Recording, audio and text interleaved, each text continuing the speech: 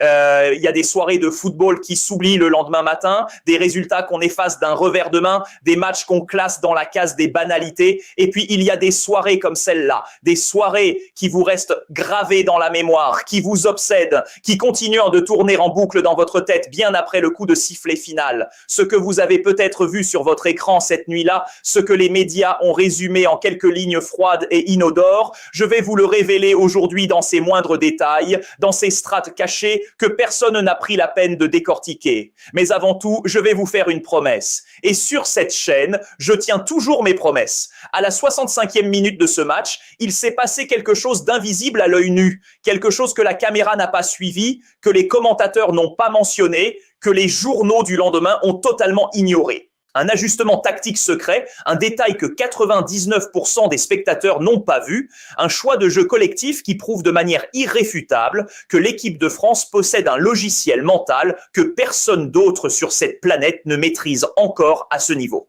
Et ce détail précis, vous allez comprendre pourquoi il va faire étudier ce match dans les écoles d'entraîneurs du monde entier pendant les 10 prochaines années. Restez avec moi jusqu'à la toute dernière seconde de cette vidéo, parce que si vous partez avant la fin, vous passerez à côté de la révélation la plus importante de cette rencontre. Bienvenue sur Alex Footfire, la seule chaîne où on ne se contente pas de lire le tableau d'affichage, mais où on décortique l'ADN même du football. Replongeons ensemble dans ce choc qui a secoué le monde entier du football. France contre Brésil. Même dans le cadre d'un match amical de préparation disputé sur le sol américain, cette affiche possède une charge émotionnelle et historique que très peu de confrontations peuvent rivaliser. Ce sont deux empires du football mondial face à face, deux philosophies antagonistes, deux ADN footballistiques construits sur des décennies de gloire et de douleur qui s'observent et se mesurent avec la prudence de ceux qui se respectent profondément tout en se sachant capables de se faire très mal. D'un côté, la rigueur tactique européenne, la discipline collective millimétrée, le cynisme calculé de l'équipe de France. De l'autre, la créativité explosive, la magie imprévisible, le génie individuel libéré du football samba de la seule et sans brésilienne. Ces deux visions du football s'affrontent depuis des décennies et chaque fois que ces deux nations croisent le fer, le monde entier s'arrête. Les fantômes de 1988 planent encore. Les souvenirs de 2006 restent gravés dans les mémoires. Ce match s'inscrit dans une continuité historique qui dépasse largement le cadre d'une simple préparation estivale. La pression était immense des deux côtés. Les Brésiliens arrivaient sur cette rencontre avec le dos au mur, portant le poids de mois de critiques acerbes sur leur style de jeu et sur une crise d'identité footballistique profonde qui minait la confiance d'une nation entière. Pour la seule et sans, ce match représentait une opportunité unique de se relancer, de prouver qu'ils restèrent capables de rivaliser avec le gratin européen. Pour les Français, l'enjeu était de rassurer, de confirmer que la machine tricolore était toujours aussi bien huilée et capable de broyer n'importe quel adversaire. Dès le coup d'envoi, l'atmosphère était électrique, presque suffocante. On sentait que chaque duel, chaque passe, chaque regard échangé entre joueurs était chargé d'une intensité réservée aux grandes occasions. Les 30 premières minutes ont été un véritable jeu d'échecs de haut niveau. Le Brésil a immédiatement tenté d'imposer son tempo, de confisquer le ballon avec des redoublements de passes au milieu de terrain, cherchant à endormir le bloc français, à l'engourdir progressivement avant de frapper. Mais c'est là que l'équipe de France a produit sa première grande démonstration de la soirée. Au lieu de presser haut avec l'énergie du désespoir, les Bleus ont fait preuve d'une patience qui frôlait le glaçant. Ils ont laissé les Brésiliens s'épuiser dans des possessions stériles, fermant méticuleusement tous les espaces, coupant avec précision toutes les lignes de passe vers les attaquants auriverde. C'était une démonstration de force tranquille, une domination silencieuse qui ne disait pas son nom, mais qui était pourtant parfaitement réelle et calculée. Je voudrais que vous réfléchissiez à quelque chose avec moi. Combien d'équipes au monde sont vraiment capables de cette discipline-là?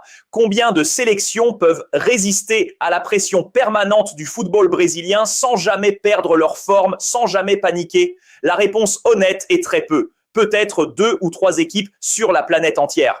Et l'équipe de France en fait clairement partie. Dites-moi dans les commentaires si vous pensez que cette capacité à souffrir dans l'ordre est la caractéristique la plus sous-estimée de cette génération de Bleus. Parce que j'ai ma conviction là-dessus et je veux la confronter à votre analyse. Au moment exact où le Brésil pensait avoir le contrôle total de la partie, au moment où ils se sont relâchés pendant une fraction de seconde infime, la foudre s'est abattue sur eux. Nous sommes à la 32e minute. Ousmane Dembélé récupère un ballon qui semblait anodin dans une zone neutre. Beaucoup de joueurs de haut niveau auraient temporisé, auraient cherché une passe en retrait sécurisante. Mais Dembélé possède cette vision périphérique rare qui sépare les bons joueurs des véritables génies du football. En une fraction de seconde, il lève la tête et voit ce que personne d'autre ne peut encore voir. Une micro-ouverture dans la charnière centrale brésilienne. Un espace infinitésimal qui n'existe que pendant une demi-seconde avant de se refermer. Et Dembélé délivre une passe d'une précision absolument chirurgicale. Une ouverture qui casse littéralement deux lignes défensives simultanément et qui atterrit dans la course parfaite d'un homme qui ne pardonne jamais dans ces situations. Kylian Mbappé. L'appel de balle de Mbappé sur cette action devrait être montré dans toutes les académies de football du monde entier. Il a senti le coup avant tout le monde dans le stade, avant les défenseurs brésiliens, avant les caméras, avant les commentateurs. Il s'infiltre dans la défense à une vitesse supersonique, laissant les défenseurs sur place comme s'ils étaient plantés dans du ciment. Mais ce qui est le plus impressionnant, ce n'est pas sa vitesse légendaire que tout le monde connaît. C'est ce qu'il choisit de faire ensuite avec le ballon. Face au gardien, à pleine vitesse, avec la pression du retour des défenseurs dans son dos, 99% des attaquants de ce niveau auraient une frappée en force. Mbappé, lui, choisit quelque chose de radicalement différent. Il choisit l'humiliation absolue. Un ballon piqué d'une douceur et d'une précision diabolique. Le cuir s'élève lentement dans l'air de cette nuit américaine, flotte pendant ce qui semble être une éternité, laissant le gardien brésilien figé dans une posture impuissante et redescend doucement au fond des filets. 1-0 pour la France. Un chef-d'œuvre de sang-froid, de technique pure et de maîtrise psychologique totale. Ce n'est pas qu'un but, c'est un message envoyé à toute la planète football. C'est Mbappé qui dit que rien ni personne ne peut l'arrêter quand il décide d'accélérer. Dites-moi d'ailleurs dans les commentaires si ce geste précis prouve pour vous que Mbappé est actuellement intouchable mentalement. Parce que j'ai une opinion très tranchée là-dessus et le débat mérite d'être posé. À la mi-temps, le score d'1-0 semblait logique au regard de ce qu'on avait vu. La France avait fait du France dans toute sa splendeur. Solide, clinique, mortel en transition, capable de punir la moindre défaillance adverse avec une efficacité qui fait froid dans le dos. La possession brésilienne avait été réelle, prolongée, parfois séduisante, mais elle n'avait rien produit de concret, rien de dangereux, rien qui méritait de changer le score. C'est ça, la supériorité froide de cette équipe de France. Elle vous laisse jouer, elle vous laisse croire, et puis elle vous tue. Mais le football est un sport cruel et imprévisible, et il récompense rarement ceux qui pensent que le plus dur est déjà fait. Ce qui allait se passer au retour des vestiaires allait transformer cette rencontre propre et maîtrisée en quelque chose de totalement irrationnel que personne n'avait anticipé. Les Brésiliens sont revenus sur la pelouse avec quelque chose de fondamentalement différent dans les yeux. Plus de doute. Plus d'hésitation. Ils avaient touché le fond de leur fierté nationale à la mi-temps et ils étaient décidés à tout renverser. Le vestiaire avait dû être une scène intense. On le sentait dès leur premier mouvement. Ils ont augmenté leur intensité physique de manière dramatique, presque brutale.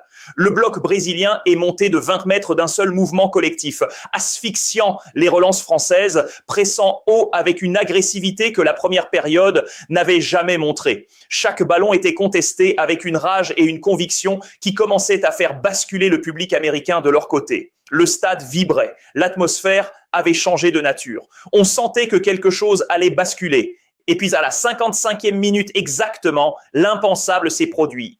L'événement que tout supporter français redoutait. Sur une offensive rapide des Oriverds, Dayot Upamecano, qui avait été impérial sur chaque duel de la soirée jusque-là, se retrouve en retard d'une fraction de seconde. Un mauvais jugement, une minuscule hésitation dans le choix du moment pour intervenir, et c'est le drame. La faute est indiscutable, flagrante. Elle anéantit une occasion de but manifeste. L'arbitre sort le carton rouge direct, sans appel, sans discussion. Upamecano quitte la pelouse, la tête basse.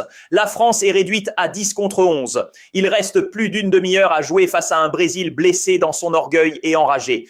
À cet instant précis, dans n'importe quel stade du monde, tout observateur raisonnable se dit la même chose. Les Bleus vont craquer. Le mur va s'effondrer. Le Brésil va non seulement égaliser, mais dominer la fin de match avec une supériorité numérique qui semble insurmontable. C'est ce que la logique footballistique dicte dans ces moments-là. C'est ce que l'histoire du sport nous a appris à attendre dans des situations similaires. Et c'est exactement pour ça que je vous ai demandé de rester jusqu'au bout depuis les premières secondes. Parce que ce qui allait suivre cet instant de bascule allait totalement contredire toute logique footballistique connue. Ce qui allait suivre était la démonstration la plus pure et la plus brutale de ce qui rend cette équipe de France différente de toutes les autres sur la planète en ce moment. Parce que la France, à 10 contre 11, face à un Brésil en feu, n'a pas paniqué. Elle n'a pas reculé dans un réflexe de survie. Elle n'a pas garé le bus en priant pour que le chronomètre tourne plus vite. Et c'est là, précisément là, dans ce choix collectif qui allait tout définir, que se situe le tournant tactique dont je vous ai promis de vous parler. Le véritable ajustement, l'éclair de génie collectif qui a changé le cours de cette nuit, c'est quelque chose de beaucoup plus subtil et plus vicieux que ce que n'importe quel commentateur a décrit. C'est l'exploitation cynique et chirurgicale de l'arrogance brésilienne. Parce que dans la supériorité numérique, il se passe quelque chose de prévisible et de dangereux dans la psychologie des joueurs de l'équipe dominante. Un sentiment de sécurité excessive s'installe, une certitude inconsciente que le résultat est déjà joué, qu'il suffit de pousser un peu plus fort pour que les vannes s'ouvrent. Et cette arrogance psychologique crée des espaces immenses, des couloirs de liberté absolue que seules les équipes les plus intelligentes du monde savent voir et exploiter avec la précision qui s'impose. Les latéraux brésiliens, grisés par la supériorité numérique de leur équipe, jouaient littéralement comme des ailiers offensifs purs. Ils montaient à tout moment, pressaient, attaquaient, oubliant complètement leurs responsabilités défensives fondamentales. Ils laissaient dans leur dos des boulevards stratosphériques, de véritables cratères béants sur les couloirs que personne ne gardait sérieusement. Et au lieu de paniquer, au lieu de se recroqueviller collectivement, la France a tendu un piège mortel, préparé avec la froideur d'un prédateur qui attend patiemment le bon moment pour frapper sa proie, exactement là où elle ne s'y attend plus. Nous sommes à la 65e minute, le moment que je vous avais promis depuis le début. Le Brésil pousse de manière désordonnée, s'expose dangereusement dans ses montées répétées qui manquent d'organisation et perd un ballon stupide à 30 mètres des buts français. Une faute technique banale qui, dans n'importe quel autre contexte, n'aurait aucune conséquence. Mais avec cette défense brésilienne complètement ouverte, elle allait déclencher une séquence d'une beauté tactique absolument stupéfiante. La plupart des équipes en infériorité numérique auraient dégagé en touche pour souffler et récupérer. Pas cette France-là. Michael Olise récupère le ballon. Et là, dans la fraction de seconde qui sépare la médiocrité du génie, son cerveau accomplit quelque chose que très peu de joueurs sont capables de faire sous cette pression. Il scanne l'horizon dans toutes les directions. Il analyse en un clin d'œil la carte entière du terrain. Il voit le gouffre. Il voit l'espace astronomique laissé dans le dos des latéraux brésiliens, partis trop haut dans leur euphorie offensive. Il voit le couloir de liberté absolue que personne ne surveille et qui attend d'être exploité avec la vitesse et la précision nécessaires. Et sans la moindre hésitation, avec la sérénité d'un joueur qui sait exactement ce qu'il fait, Olise déclenche une ouverture verticale d'une précision millimétrée qui déchire le terrain en deux, qui annule le pressing adverse dans sa globalité et retourne le piège brésilien contre ses propres instigateurs avec une efficacité dévastatrice. Et devinez qui avait senti le coup avant tout le monde sur ce terrain. Devinez qui avait lu la situation avant même qu'Olise ne reçoive le ballon. Devinez qui était déjà parti dans le dos de la défense au moment précis où le ballon arrivait vers son coéquipier. Hugo Ekitike. L'attaquant s'engouffre dans la brèche avec une conviction et une intelligence de déplacement qui vous donnent des frissons rien qu'à les décrire. Sa course est d'une fluidité parfaite, d'une lecture tactique rare pour un joueur de sa génération. Son timing de démarquage est un modèle absolu pour n'importe quel avant-centre qui cherche à comprendre comment se créer des espaces dans le dos d'un bloc défensif en mouvement. Il laisse la défense brésilienne sur place, spectatrice impuissante de son propre naufrage, incapable de réagir assez vite pour éviter l'inévitable. Ekitike se présente seul face au portier adverse. Le stade entier retient son souffle dans un silence presque irréel. Il a tout le temps de réfléchir, ce qui est paradoxalement le pire ennemi de l'attaquant dans ces situations isolées. Trop de temps pour penser, c'est la porte ouverte au doute et à l'hésitation. Mais Ekitike ne tremble pas d'une seule fibre. Il ajuste sa frappe avec la froideur absolue d'un joueur qui sait exactement ce qu'il fait, une finition clinique et parfaitement dosée qui vient nettoyer le fond des filets avec une autorité qui ne souffre d'aucune discussion. 2-0 pour la France, à 10 contre 11, dans la dernière demi-heure du match, face au Brésil. C'est le genre d'action que vous regardez et que vous regardez encore en vous demandant si vous avez bien vu ce que vous croyez avoir vu. Ce but est un véritable tremblement de terre. C'est le coup de poignard suprême planté dans le cœur de la stratégie brésilienne. C'est la preuve tangible et incontestable que la structure française est non seulement capable d'absorber la pression la plus intense, mais qu'elle peut la retourner contre son adversaire avec une efficacité qui confine à la cruauté. Le banc brésilien est littéralement pétrifié. Le staff technique est en état de choc complet, incapable de comprendre comment son équipe, en supériorité numérique totale et indiscutable, a pu se faire punir avec une telle insolence et une telle économie de moyens. Ce but d'Ekitike n'est pas un simple but de contre-attaque chanceux. C'est une masterclass d'intelligence collective et d'efficacité individuelle combinée qui va faire de mauvais rêves à toute l'Amérique du Sud pendant des mois. Je veux que vous me disiez dans les commentaires ce que vous avez ressenti à cet instant précis. Parce que moi, j'ai bondi de mon siège avec une violence émotionnelle que je n'avais pas ressentie depuis longtemps devant un match de football. Évidemment, le Brésil n'allait pas rendre les armes sans combattre. Ce maillot pèse lourd et les joueurs qui l'enfilent ont trop de fierté pour s'abandonner sans réaction. Ils vont jeter le reste de leur force dans la bataille de manière presque désespérée, transformant la fin de match en un siège permanent de la surface française. À la 78e minute, sur une phase arrêtée, un cafouillage dans la surface française qui témoigne autant de la pression brésilienne que du désordre émotionnel qui commençait à s'infiltrer dans les rangs bleus sous l'effet conjugué de la fatigue et du stress. Le défenseur Bremer surgit au bon moment et glisse le ballon au fond des filets. 2-1. L'espoir renaît instantanément dans les rangs sud-américains. Le public pousse, encourage, scande, le chronomètre tourne et chaque seconde qui passe ressemble à une éternité. 12 minutes de temps réglementaire plus le temps additionnel à gérer à 10 contre 11, c'est une éternité que seule la force mentale peut transformer en victoire. Et c'est là que la France a livré sa troisième et dernière grande démonstration de cette soirée historique. Pas une démonstration technique cette fois, pas une démonstration tactique au sens strict, mais une démonstration pure de force mentale collective. La gestion du temps, cette discipline que les mauvaises langues qualifient parfois de cynisme, mais qui est en réalité la marque distinctive des très grands champions, a été exécutée à la perfection dans ces dernières minutes. Chaque relance calculée pour maximiser la possession sans risque. Chaque dégagement choisi intelligemment pour éloigner le ballon le plus efficacement possible de la surface française. Chaque faute provoquée sur les offensives brésiliennes grignotait des secondes précieuses sur le chronomètre et détruisait méthodiquement les nerfs des attaquants auriverdes qui se précipitaient de plus en plus, bousculaient, perdaient leur sérénité, prenaient des risques de plus en plus inconsidérés dans leur désespoir de revenir au score. Et la France gérait, elle absorbait, elle contrôlait avec une maîtrise qui en disait long sur la maturité de ce groupe. Le coup de sifflet final a retenti non pas comme une délivrance ou comme la conclusion banale d'un match amical, mais comme une affirmation brutale et définitive d'autorité. Une déclaration adressée au football mondial entier, sans ambiguïté possible, sans place pour l'interprétation ou le doute.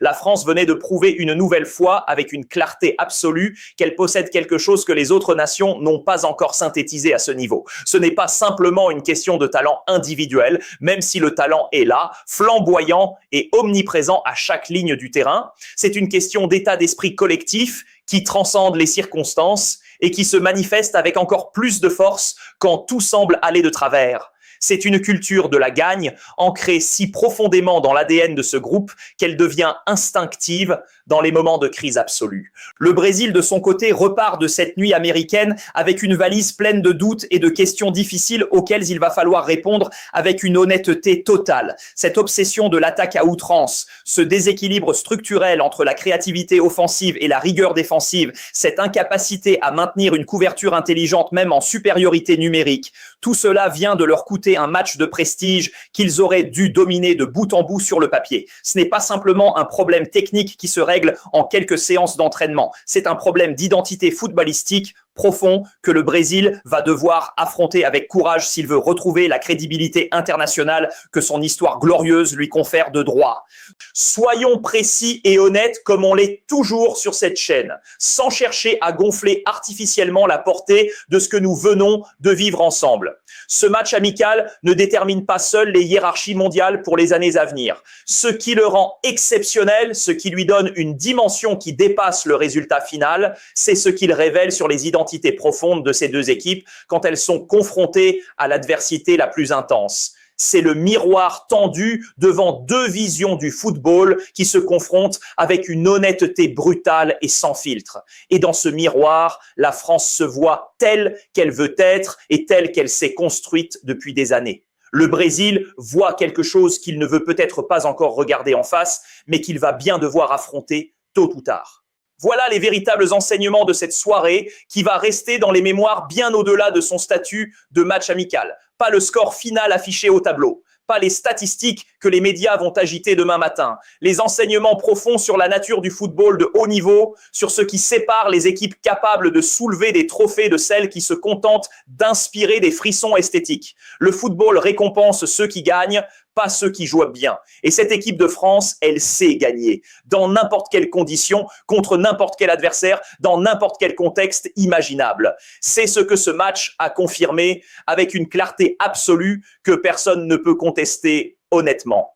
Maintenant, c'est à vous de parler. Qui a été, selon vous, le véritable homme de l'ombre de ce match côté français? Pas nécessairement le buteur ou le passeur décisif dont tout le monde va parler dans les émissions classiques, mais le joueur dont l'intelligence invisible, le travail discret dans les zones d'ombre et les choix tactiques subtils ont rendu tout le reste possible. Donnez-moi votre analyse dans les commentaires avec des arguments construits et solides. C'est le genre de débat que j'adore lire et alimenter avec vous. Je réponds personnellement à chaque commentaire qui m'apporte quelque chose de nouveau dans ma lecture de cette rencontre. C'est le pacte qu'on a établi ensemble sur cette chaîne et je ne le briserai jamais. Si vous n'êtes pas encore abonné à Alex Footfire, c'est le moment de rejoindre la famille.